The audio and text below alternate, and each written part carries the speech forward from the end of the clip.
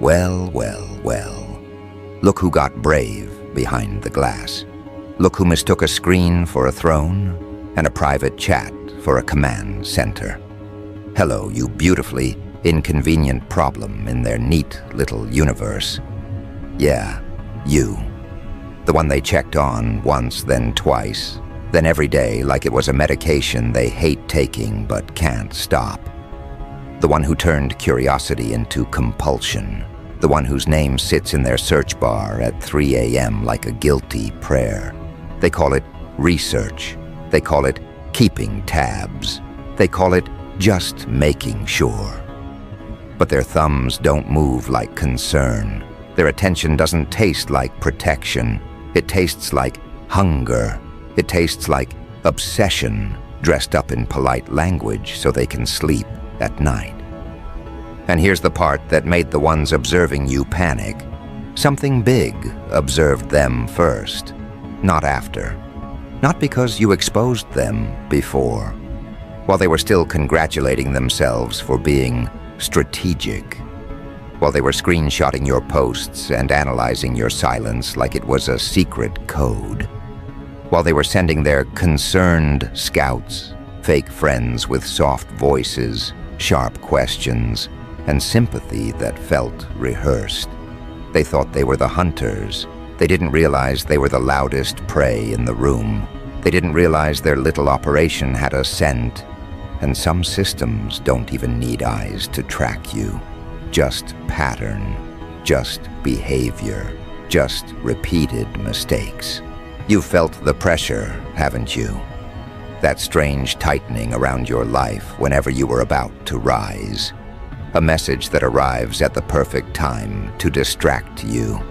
A sudden misunderstanding that smells manufactured. A friendly face that asks for details they don't need. A compliment that lands like a probe. That wasn't imagination. That was people trying to map you, trying to reduce you into something predictable, containable, easy to label. They wanted you explainable so they could dismiss you. Because if you're explainable, you're not scary. If you're just like everyone else, then their envy doesn't have to hurt. Then their mediocrity can keep breathing. And here's the cruel joke. You don't scare them with what you do. You scare them with what you refuse to do. You don't perform panic for their entertainment. You don't beg for approval. You don't collapse when they poke you. You don't give them the meltdown clip they can pass around like a trophy. You keep building. You keep moving. You keep your spine. That kind of steadiness makes insecure people start acting like unpaid investigators. They form teams. They compare notes. They trade screenshots like currency. They turn your existence into a group project because they're too small to face you alone. But amateurs always reveal themselves the same way. They get repetitive. Obsession makes you predictable. Predictable makes you measurable. And measurable means you can be managed. That's why the bigger observer noticed them. Not because your watchers are important. They're not. Because they're noisy. Because they coordinate in ways that scream liability. Because they touch boundaries like they're optional. Because when a group of people starts treating someone's life like a surveillance project, they start leaving fingerprints everywhere without realizing it. Not literal fingerprints, behavioral ones, digital ones, social ones, professional ones. The kind that show up later in the form of, "Hey, has anyone else noticed this person is weirdly fixated?" And no, this isn't a cosmic fairy tale where karma kicks down the door with a cape on. This is the boring, silent machinery of consequence. The kind that lives in HR conversations, security audits, legal cautions, brand protection, leadership instincts, and those quiet phone calls that never become public but change trajectories. Real power doesn't announce itself. It doesn't argue. It doesn't expose. It adjusts conditions. It redirects outcomes. It filters access. It decides who is safe to elevate and who is too unstable to keep near anything important. So while they were refreshing your page, something else was tracking theirs. While they were analyzing your silence, something else was analyzing their fixation. While they were building a narrative about you, something else was building a profile about them, made of forwarded screenshots. Just so you know, messages, uneasy conversations, pattern notes, and that career-ending phrase delivered with a polite smile. Keep an eye on this person, because real observation isn't about secret information. It's about intent. It's about what you repeatedly choose when you think no one serious is paying attention. They thought hiding behind fake accounts made them invisible. They thought private chats were a shadow. But shadows only exist because there's a light somewhere, and someone just turned on the floodlights. Now they're noticing tiny shifts in their own world, invitations that don't come, replies that take longer, opportunities that drift elsewhere, people who keep conversations shallow around them. Doors that used to open easily now require more review. A manager who suddenly gets cautious. A friend who stops laughing at their little updates about you and starts looking uncomfortable instead. Not because anyone is attacking them, because systems don't attack. Systems filter, and the irony is thick. They can't complain without confessing. Imagine them trying to explain, "I think I'm being watched." The immediate question becomes, why would anyone watch you? And then comes the question they can't survive. What were you doing that made you afraid of documentation?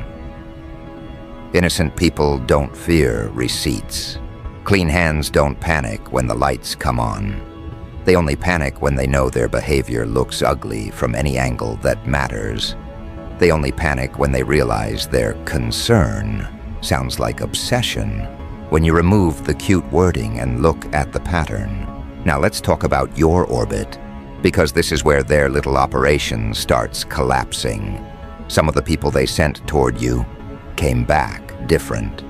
Not because you hypnotized them, not because you converted them, because reality did something brutal to the script they were carrying.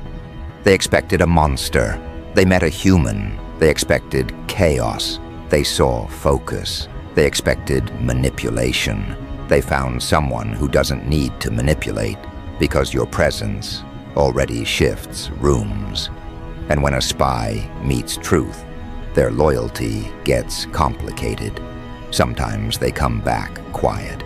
Sometimes they come back uneasy. Sometimes they come back with that look in their eyes that says, "Wait, are we the bad guys?" That question is poison to a group built on ego, because it forces a mirror. And mirrors are deadly to people who built their personality out of watching someone else. Your watchers don't actually know who they are without you as a reference point. They measure themselves against you, resent you, track you, rehearse conversations about you. Because talking about you distracts them from the fact they're not becoming anything. You are their excuse and their entertainment. You are the distraction that keeps them from facing their own emptiness. And when you stop feeding that distraction, they start twitching. They start spiraling. They start needing a reaction the way an addict needs a hit. That's when they turn on each other. Because paranoia eats teams from the inside. If the mission is built on obsession, the first sign of exposure makes everyone scramble to save themselves. Suddenly they're asking, who talked? Who screenshotted this? Who leaked? They start policing each other, which is hilarious because it proves they always knew what they were doing was wrong. Innocent people don't fear documentation. Guilty people do. And the moment guilty people suspect they've been noticed by something bigger, they start rewriting history in real time. I never said that. I didn't mean it like that. You're taking it out of context. The classic songs of people who relied on darkness, then got shocked by light. And here's the darker, funnier layer. You didn't even have to fight back. That's what's driving them insane.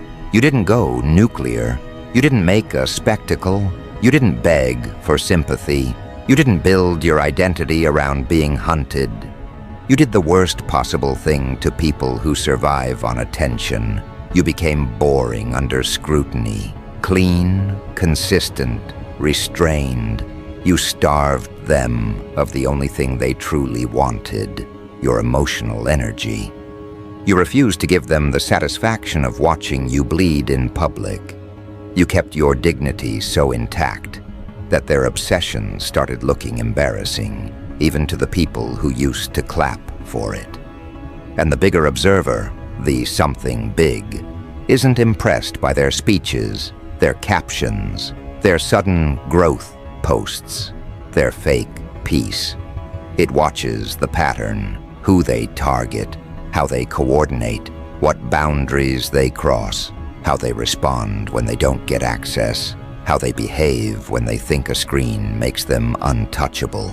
Once a system learns your pattern, you can't talk your way out of it. You can't motivational quote your way out of it. You can't pretend it was just jokes when the pattern shows intent.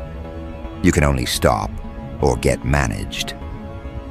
And being managed is humiliating because it looks like bad luck from the outside, while feeling like suffocation on the inside. So here's what's happening right now.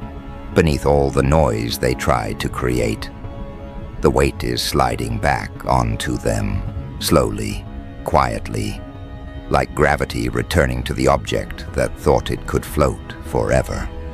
And the next time they open their group chat to run their little briefing on you, they're going to notice something colder than silence. Caution, short replies, missing enthusiasm. People suddenly remembering there are consequences for being the kind of person who spends their life watching someone else instead of building their own life. They're going to feel it in the way the room doesn't echo back the same.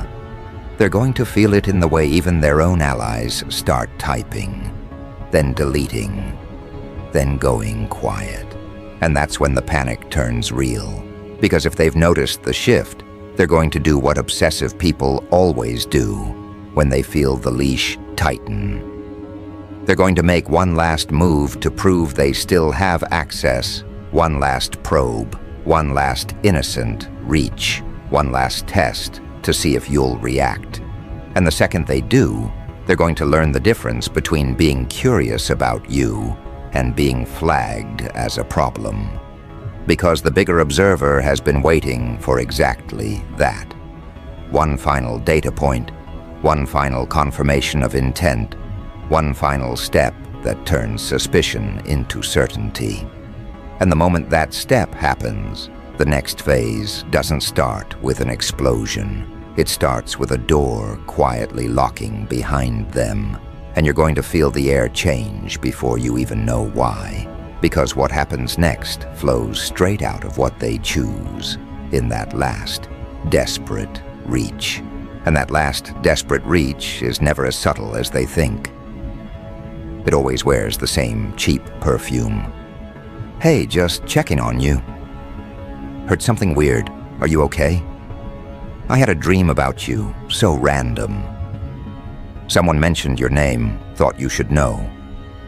Translation: I'm still here. I can still touch the edges of your world.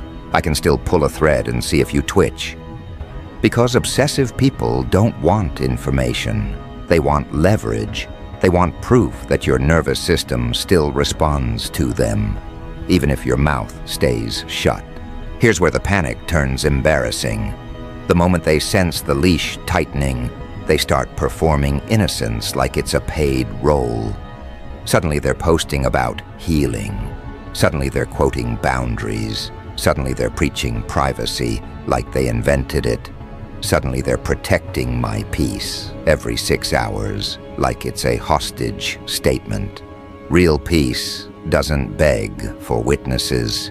This is reputation CPR. This is a public rebrand written by private fear, because they can feel the atmosphere changing around them, and they don't know how to stop it, and they keep misdiagnosing the threat. Because ego makes people stupid in the most predictable way. They think you did something. They think you reported them. They think you called a powerful friend. They think you're plotting revenge. They cannot accept the simplest truth. You didn't need to lift a finger. Their own pattern got them noticed. Their own obsession did the paperwork. Their own group chat wrote the confession. The bigger observer didn't wake up because you screamed. It woke up because they couldn't stay quiet. That's the difference between amateur watching and real observation. Amateurs watch for gossip. Real observers watch for pattern. Amateurs want screenshots. Real observers want intent. Amateurs want drama. Real observers want risk reduction. And your watchers, these midnight investigators with shaky hands, have been gifting intent like it's a holiday. Every refresh, every burner account, every accidental run-in, every proxy they send to fish for details, every coordinated pylon they call just joking. They've been leaving fingerprints in places they didn't even realize had cameras. The bigger observer isn't impressed by their stories, because stories are excuses people tell themselves to stay comfortable. It doesn't care if they claim it was concern. It doesn't care if they swear it was curiosity. It looks at the output. How many times? How coordinated? How long? How invasive? Who do they recruit? What boundaries do they cross when they think no one serious is watching? Because that's the real test. People reveal who they are when there's no immediate consequence, and your watchers have been revealing themselves on repeat. Now let's get specific about what something big actually looks like. Because your watchers imagine spy movies, cloaks, secret handshakes. Reality is more humiliating than their fantasies. It's boring adults with responsibilities who don't tolerate instability near anything valuable. Security teams who don't want reputational risk. HR professionals who can smell fixation through a smile. Legal teams who hear coordinated harassment and immediately think liability. Platform safety teams who track brigading patterns, even when accounts rotate names and avatars like masks at a costume party. It's also social systems that don't need badges, friends who get tired of hearing your name every day. Colleagues who notice someone's eyes light up with a strange heat when you're mentioned. Partners who start asking, "Why do you care so much?" Family members who feel secondhand embarrassment at the obsession. People in their circle who quietly get disturbed and start saving messages just in case. Not out of loyalty to you, out of self-preservation. Because obsession is contagious, and nobody wants to be collateral damage when it finally blows back.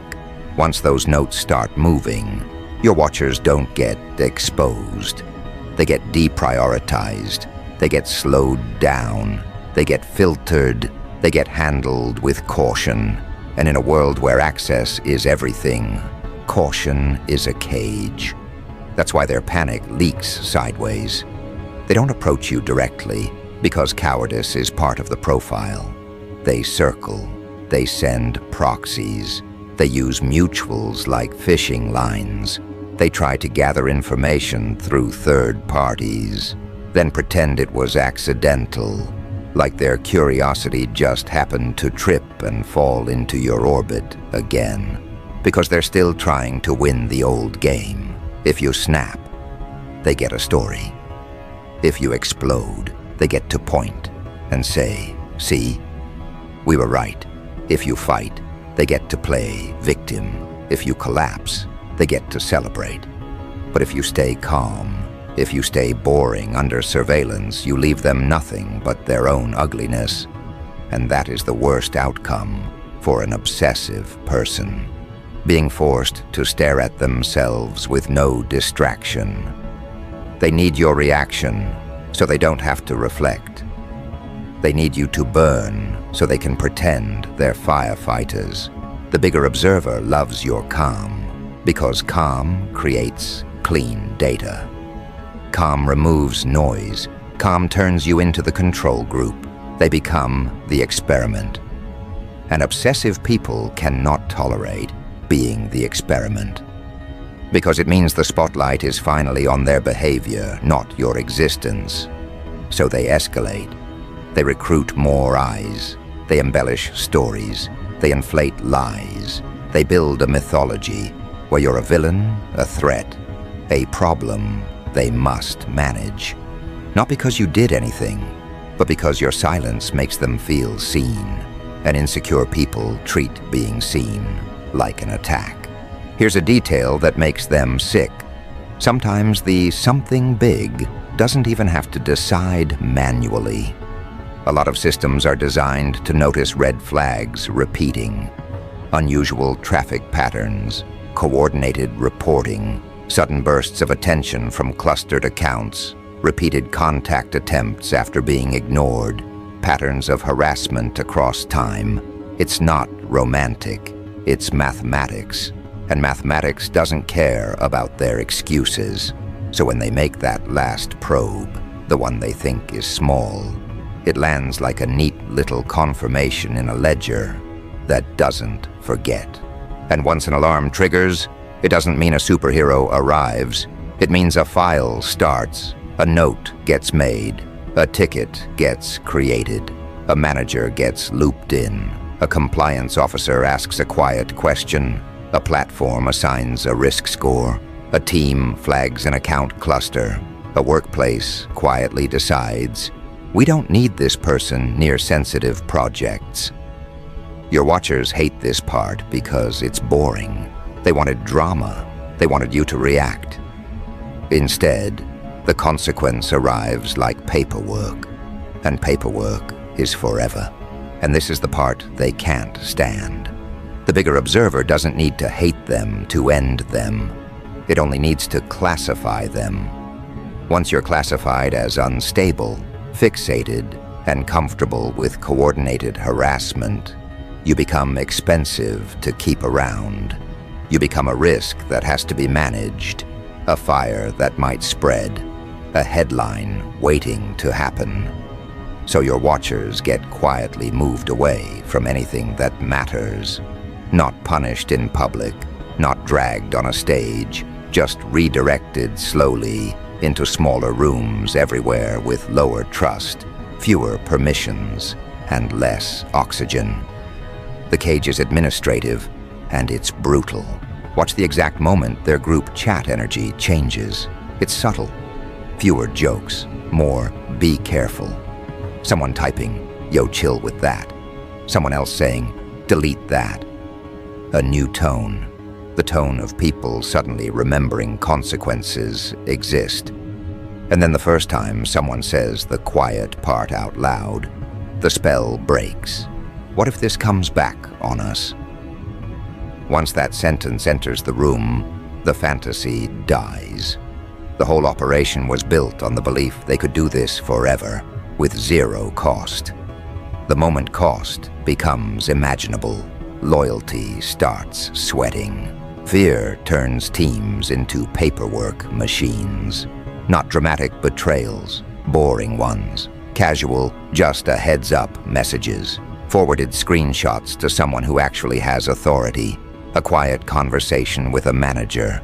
A colleague mentioning it to HR as a concern. A partner asking a lawyer friend a hypothetical. A friend saving messages in a folder labeled something innocent, like misc. Obsessive people think betrayal looks like a knife. In reality, betrayal looks like a timestamp, a screenshot, and a person saying, "I don't want this near me." And here's the comedy. While they're still watching you, they start watching each other. They track who viewed the story. They check who's still loyal. They police language. They coach each other on deniability. They start saying things like, "Don't type that," which is the loudest confession on earth. People doing nothing wrong don't hold meetings about how to look innocent. They don't rehearse excuses. They don't rewrite their memory. Only guilty groups do that. Only insecure groups do that. Only people who know they were trespassing suddenly care about optics. The bigger observer watches this stage carefully because the cover-up is a character test. When people realize they might be held accountable, do they stop? Do they reflect? Do they apologize? Or do they hide, gaslight, and double down? Your watchers choose hide every time. And that tells the bigger observer what it needs to know. This isn't a misunderstanding. This is a pattern. This is who they are when the lights come on. And systems don't negotiate with patterns. They adjust around them quietly and permanently, like closing a valve. Now listen closely to the topic, because this is the blade. The ones observing you panicked because something big observed them first. First means before they got scared, before they started deleting, before they remembered privacy, before they started quoting mental health like a shield, before they ran the public rebrand. The bigger observer already had the receipts, already had the pattern, already saw them in their natural habitat, confident in cruelty, intoxicated by secrecy, convinced a screen makes them invisible. That's why deletions don't save them. Deleting a message doesn't delete the behavior that produced it. Deleting a chat doesn't delete the pattern that created it. And the bigger observer isn't hunting a single screenshot. It's building a profile. It's measuring the shape of a person. It's predicting future behavior from present habits. If someone coordinates harassment for entertainment, how do they behave with real authority? If someone stalks for ego, how do they handle sensitive information? If someone needs a target to feel alive, what happens when they're given a position where people depend on them? So what happens next isn't a dramatic gotcha. It's a quiet narrowing of their world. Opportunities that almost happen but don't. Collaborations that pause. Invitations that stop arriving. References that go lukewarm. Background checks that take longer. Projects that get reassigned. A manager who suddenly documents conversations. A policy reminder that feels oddly specific. Nothing they can point to and scream persecution. Just 1,000 tiny adjustments that add up to a completely different trajectory. And because they're addicted to control, they'll blame anything but themselves. They'll blame you because ego needs a villain. They'll blame haters. They'll blame the algorithm. They'll blame the economy. They'll blame energy. They'll even blame spiritual warfare, which is always funny coming from people who tried to weaponize attention like a curse. They will blame the weather before they blame their own obsession, because admitting the truth would mean admitting they were the unstable variable all along. Meanwhile, you're doing the most dangerous thing you can do to a parasite. You're not reacting. You're not feeding it. You're building your life like their obsession is background noise, because that's what it is. And that drives them into a special kind of madness, because it forces them to face the one thing they've been avoiding, their own emptiness. They used you as entertainment. They used you as a ladder. They used you as a mirror to feel taller. They turned your life into content because they didn't have a life that felt worth watching on its own. So they tried to drag you back in. One last probe, one last innocent reach, one last fake coincidence. They like an old post. They message a mutual. They ask a question that has nothing to do with anything. They don't want conversation. They want confirmation that they still exist in your world. And that's the moment the bigger observer says, "Perfect. Thank you for confirming intent." Because real observation doesn't need you to confess. It needs you to repeat the behavior when the risk rises. Repetition under pressure is the clearest signature there is. Here's where you feel the air change before you know why. The moment they make that last reach, you'll notice a strange calm in your body, like your nervous system finally realizes it's not alone in the room. You'll feel less hunted, less pressed, less watched. Not because they stopped looking, but because their looking stops mattering.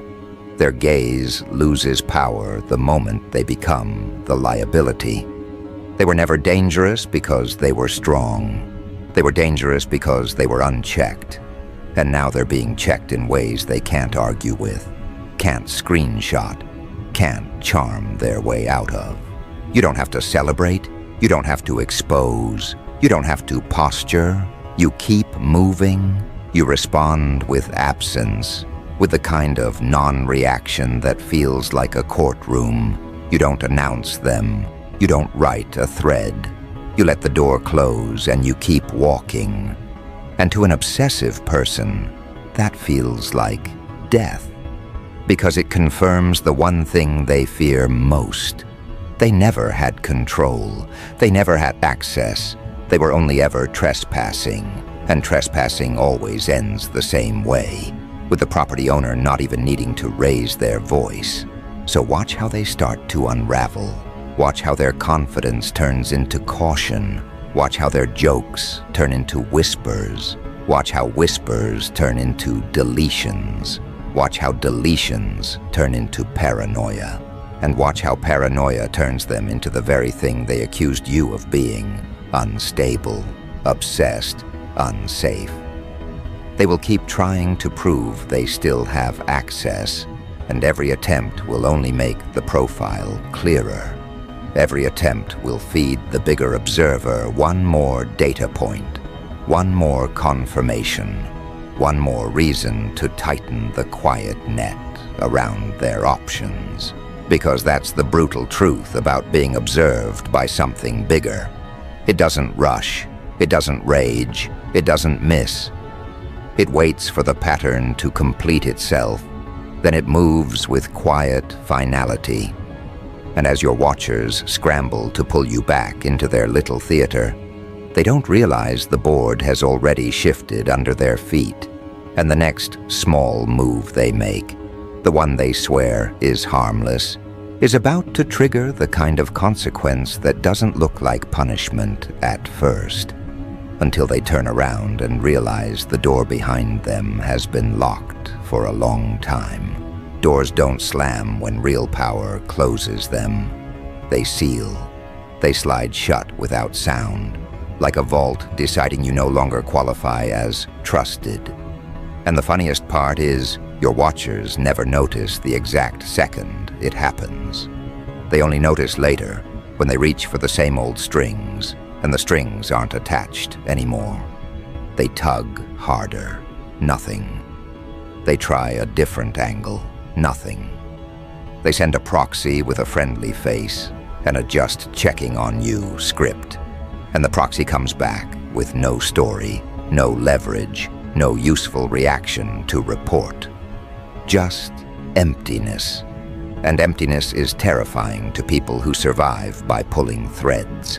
Obsessive people don't want information. They want leverage. They want proof that your nervous system still responds to them, even if your mouth stays shut. So they run the last play in the book. The innocent reach, the random message, the nostalgia bait, the fake concern, the compliment that smells like a trap. They want a reaction, any reaction, because reaction is oxygen to a parasite. If you react, they can crawl back to their group chat and say, "See, we still matter. We still have influence. We can still touch the edges of their world." If you don't react, They have to face the truth. They were never powerful, just noisy. But here's the difference between curiosity and a problem. Curious people stop when a boundary appears. Problems treat boundaries like an insult. Problems escalate. Problems recruit. Problems coordinate. Problems hide behind "we're just worried," while their behavior looks like a stalking hobby dressed up as a wellness check. And your watchers have been loud about it for too long. They assumed secrecy. They assumed nobody serious was paying attention. They assumed a screen makes them invisible. Screens don't hide patterns. Screens record them. So watch what fear does to their personality. It turns them cosmetic. They start performing innocence like it's a job. Suddenly they're posting about healing. Suddenly they're quoting privacy. Suddenly they're preaching, "Mind your business," like they didn't build a whole identity around minding yours. They become loud about peace because they can feel their peace cracking. This is reputation CPR. This is a public rebrand written by private dread. And it won't save them, because the bigger observer doesn't evaluate outfits. It evaluates behavior, movement, pattern, intent. Real observation is boring. It doesn't need drama. It doesn't need revenge. It needs classification. Once a person gets classified as fixated, unstable, and willing to coordinate harassment, they become expensive to keep near anything valuable. That's where consequences begin. Not in public humiliation, but in quiet filtration. Invitations dry up. Doors that used to open easily now require review. Connections go lukewarm. Background checks take longer. A manager starts documenting conversations. A colleague stops laughing and starts watching. People don't want chaos near their names. People don't want liability near their money. People don't want instability near their peace. And your watchers become a walking risk assessment. And the best part, the part that makes your watchers feel insane, is that they can't complain without confessing. Imagine them trying to explain, "I think someone is watching me." The immediate question becomes, why would anyone watch you? Then comes the question they can't survive. What were you doing that makes documentation feel like a threat? Innocent people don't fear receipts. Clean hands don't panic when the lights come on. Only people who know their behavior looks ugly from any serious angle start sweating when the room gets quiet. Meanwhile, your life starts to feel lighter in a way you didn't even know you needed. Fewer weird coincidences, fewer random messages that feel like probes, fewer mutuals delivering updates like they're reporting from a battlefield, less noise at the edge of your day. Not because your watchers became moral overnight, but because their resources start shrinking. Their little operation turns into a lonely hobby, and hobbies get abandoned when they stop making you feel powerful. The moment their obsession stops feeding their ego, it collapses under its own stupidity. And here's the dark humor that lands like a blade. Your watchers thought your life was the movie. They thought they were the directors, but they were always just extras, and the bigger observer is the editor.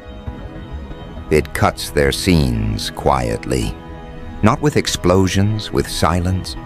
One by one, their little moments of influence get trimmed out. They keep showing up to set, but the camera doesn't roll. They keep talking, but the sound is muted. They keep performing, but nobody claps. That's what it looks like when the world stops giving them clean angles to reach you. Now let's be clear. You were never helpless. You were never powerless. You were simply outnumbered by boredom and insecurity for a while. People mistook your patience for weakness because they don't understand restraint. They don't have it, so they can't recognize it. But the bigger observer recognized it immediately. Restraint is rare. Restraint is expensive. Restraint is what you get when someone has the ability to destroy and still chooses not to. Because they understand, attention is ammunition and the wrong targets are a waste of bullets. And yes, the bigger observer watched you too. Not because you're a suspect, but because you're the contrast. You're the control group. You're the person under pressure who didn't turn into poison. You had reasons to retaliate. You had proof. You could have gone public, scorched everything, and collected applause like a paycheck. But you didn't. You chose the move that terrifies weak people. Distance, growth, irrelevance as a weapon. You starved the obsession by refusing to feed it. So your instructions stay simple and clean. Do not feed them. No explanations, no setting the record straight essays, no subtle responses meant to sting. Don't post for them, don't hint for them. Don't watch their stories to see if they noticed you not watching them. That's the trap. They want to keep you orbiting their chaos. Your power is in exit velocity. Your power is in becoming a dead end with a locked gate and no sign explaining why. They will try a last-minute apology that isn't an apology. Watch for the "I hope there's no bad blood" text. Watch for the "we should catch up" invitation. Watch for the nostalgia bait. I miss the old days. That's not love. That's damage control. That's someone trying to manufacture a friendly screenshot they can show later if their behavior ever comes back around. They'll manufacture innocence the same way they tried to manufacture evidence against you. Same playbook, different costume. Let them. People who build costumes forget the body underneath still moves the same. The bigger observer watches movement, not outfits. Underneath their rebrand is still the same need: control, entitlement, and the urge to turn someone else's life into a hobby because their own life feels too empty to stare at. Concern doesn't coordinate. Concern doesn't recruit. Concern doesn't obsess at midnight like it's paid overtime. Now the obsession starts eating them from the inside. Every notification becomes suspicious. Every silence feels like exposure. Every delayed reply feels like judgment. They become the paranoid mess they tried to manufacture in you. And it works on them because they have something you didn't: guilt. They remember the lines they crossed. They remember the jokes they made when they thought nobody serious was listening. They remember the private messages they would never want read out loud. So their minds do what guilty minds do: rehearse, rewrite, and panic. And here's the quiet nightmare. The bigger observer doesn't need to drop the other shoe. It can let them live in uncertainty while it quietly adjusts variables. That's the harsh elegance of it. They'll experience a lifetime of almosts. Almost hired, almost promoted, almost invited, almost trusted, almost successful. Death by 1,000 paper cuts, each one too small to scream about. All of them together shaping a life that feels strangely cramped, like the walls moved in while they were busy watching you. At the same time, you start feeling a different kind of gravity. Not worship, not celebrity, just alignment, smoothness. Doors that open without begging, timing that works out. People who take you seriously without demanding you perform pain for credibility. You won't always know why. You don't need to.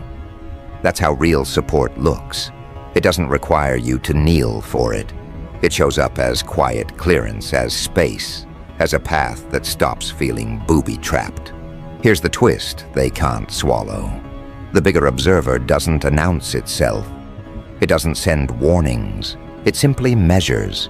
It notices who keeps circling, who keeps tagging, who keeps asking questions that aren't theirs to ask.